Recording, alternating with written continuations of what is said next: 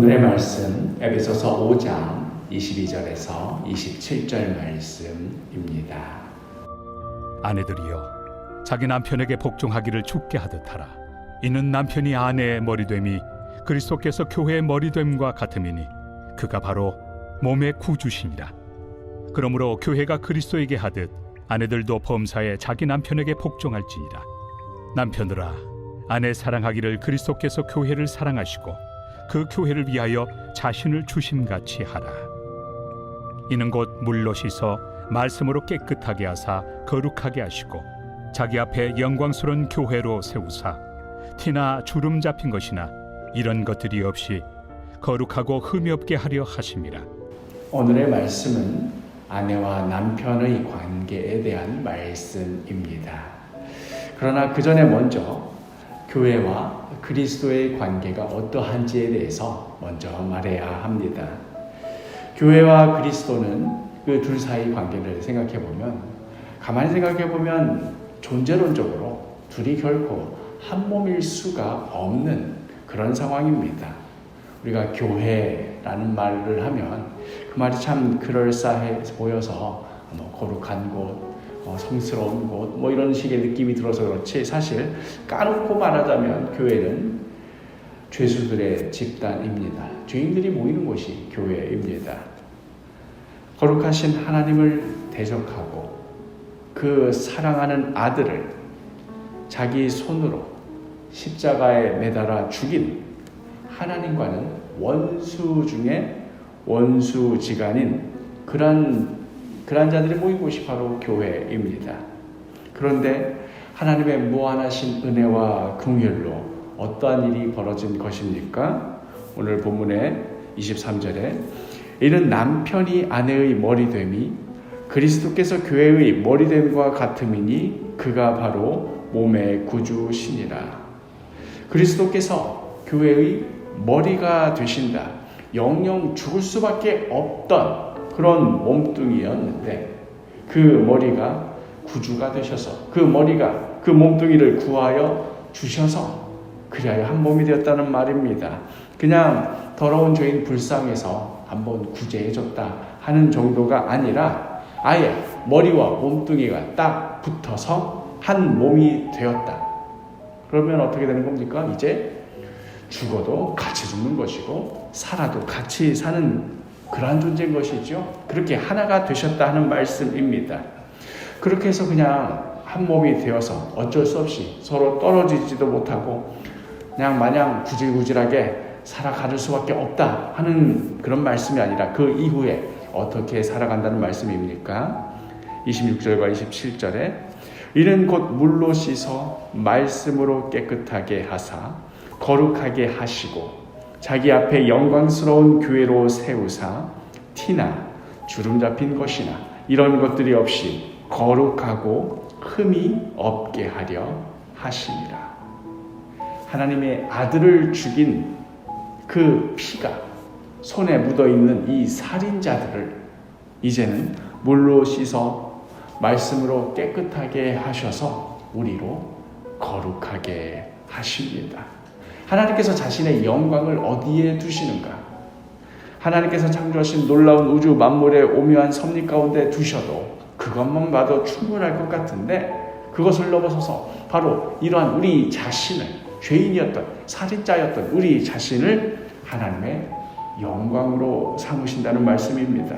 하나님의 높고 위대하심이 어디에 깃들어 있는가 보라 하고는 하늘의 별들과 울려 퍼지는 뇌성들과 그 모든 것들만 봐도 이야 하나님은 정말 영광스러운 분이시구나 하는데 거기에 머무르는 것이 아니라 거기를 넘어서서 이제 영영 죽을 수밖에 없던 저주 가운데 떨어져 있던 우리 한 사람 한 사람이 이제는 얼마나 거룩하여졌는가, 얼마나 귀하고 아름다워졌는가 하는 것으로 하나님의 영광을 드러내신다는 말씀입니다. 우리 한 사람 한 사람이 하나님의 영광을 드러내는 자들입니다.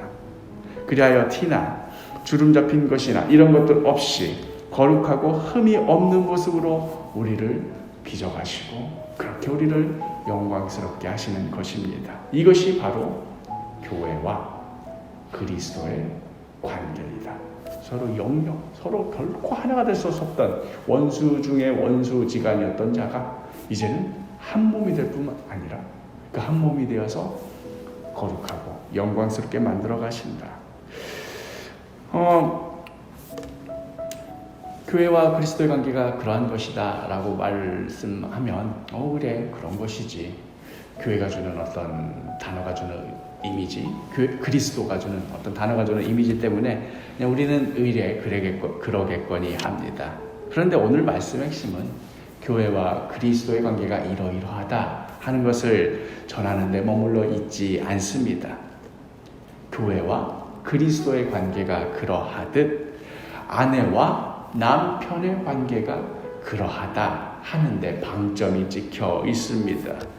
에베소서 5장 24절 그러므로 교회가 그리스도에게 하듯 아내들도 범사에 자기 남편에게 복종할지니라.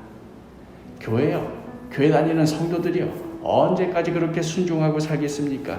그냥 그리스도께 복종하지 말고 자기 하고 싶은 대로 마음대로 마음껏 사십시오 하는 그 말이 우리로서는 매우 불경하고 이상하게 느껴지는 것만큼 이제는 아내들이요, 언제까지 지금 시대가 어느 시대인데 남편에게 순종하며 삽니까? 그냥 하고 싶은 대로 하고 싶은 말 뻥뻥하면서 사십시오 하는 그 말이 불경하다는 의미입니다. 교회가 그리스도께 복종하는 것이 마땅한 일이듯 아내가 남편에게 복종하는 것이 마땅하다는 말씀입니다. 또한 에베소서 5장 25절 남편들아 아내 사랑하기를 그리스도께서 교회를 사랑하시고 그 교회를 위하여 자신을 주심같이 하라.